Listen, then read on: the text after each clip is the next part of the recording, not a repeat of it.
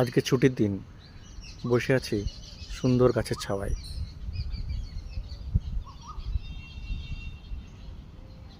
একটু পজ নিলাম, কারণ আশা করি ব্যাকগ্রাউন্ডের পাখিদের আওয়াজ নিশ্চয়ই আপনি শুনতে পাচ্ছেন। এই মাঠেই ছোটোবেলা থেকে খেলে আমি বড় হয়েছি। আর ওই যে তীরের ছোট্ট কোয়ার্টার্সগুলো দেখছেন, ওইখানেই আমি বোনেদের সাথে বড় হয়েছি। অনেকেই হয়তো জানেন না, দুর্গাপুর হচ্ছে ইন্ডিয়ার second biggest plant city after Chandigarh. কর্মসূত্রে থাকি ব্যাঙ্গালোরে, কিন্তু ফ্যামিলি থাকে দুর্গাপুরের মতো শান্ত জায়গাতে।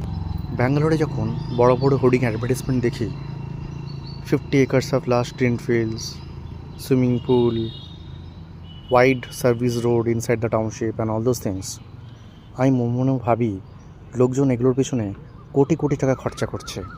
কিন্তু আমরা যারা দুর্গাপুর স্টিল টাউনশিপের বাসিন্দা বা এর সাথে অ্যাটাচড হয়ে এত বছর কাটিয়েছি, আমরা জানি জন্ম থেকেই আমরা এগুলো সব অ্যাজ এ স্ট্যান্ডার্ড ফিচার্স দেখে এসেছি এবং পেয়ে এসেছি।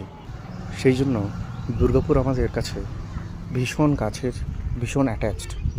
যত দূরেই যাই, দেশে বিদেশে যেখানেই পাড়ি দিই কর্মসূত্রে, মন কিন্তু পড়ে থাকে এই সুন্দর সাজানো বাগানের মতো দুর্গাপুর স্টিল টাউনশিপের ভেতরে।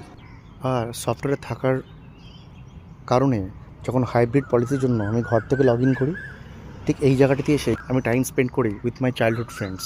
এই কালচারটা কিন্তু এখনও অবধি এখানে শিকড়ের মধ্যে রয়েই গেছে। আর এই ফেন্সিংয়ের মধ্যে যতগুলি আপনি গাছ দেখতে পাচ্ছেন, এই গাছগুলি সবই আমার হাতে লাগানো এবং অত্যন্ত যত্ন সহকারে বেড়ে ওঠা। সেই জন্য যত দূরে থাকি আর যেখানেই থাকি, বারবার ছুটে আসি এই জায়গার টানে। এত শান্ত স্নিগ্ধ পরিবেশ, তার সাথে সাথে এত ভালো জায়গা, আমার মনে হয় না অন্য কোথাও গেলে হয়তো খুঁজে